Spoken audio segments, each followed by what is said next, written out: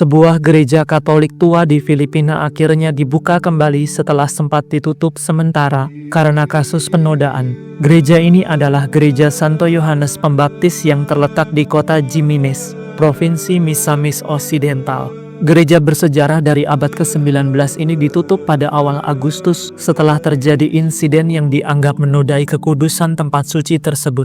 Uskup Agung Ozamis Monsinyur Martin Jumuat pada 16 Agustus memimpin langsung pembukaan kembali gereja ini.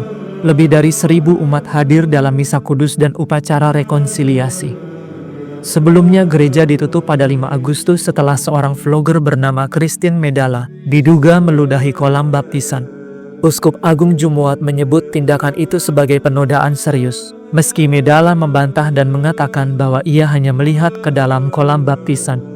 Hukum gereja memberikan wewenang kepada uskup agung atau uskup setempat untuk menentukan apakah suatu situasi memerlukan penangguhan ibadah ketika suatu tempat suci telah dinodai oleh tindakan apapun yang menyinggung kesakralan tempat suci tersebut. Menanggapi hal ini, umat paroki menyelenggarakan jam-jam suci adorasi sakramen Maha Kudus, menerima sakramen rekonsiliasi, dan mengikuti devosi lainnya untuk mengungkapkan pertobatan dan memulihkan kehidupan liturgi yang utuh.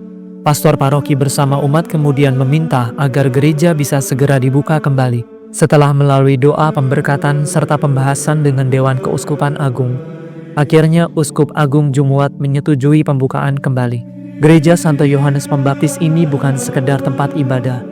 Gedung yang selesai dibangun pada akhir tahun 1880-an ini juga diakui pemerintah Filipina sebagai landmark budaya dan keagamaan penting di wilayah tersebut. Bahkan pada tahun 2001, gereja ini ditetapkan sebagai Harta Budaya Nasional oleh Museum Nasional Filipina.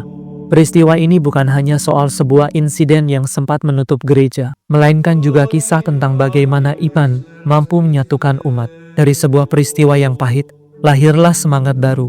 Umat semakin sadar bahwa menjaga kesucian rumah Tuhan bukan hanya tanggung jawab para imam atau uskup, tetapi juga tanggung jawab bersama seluruh umat.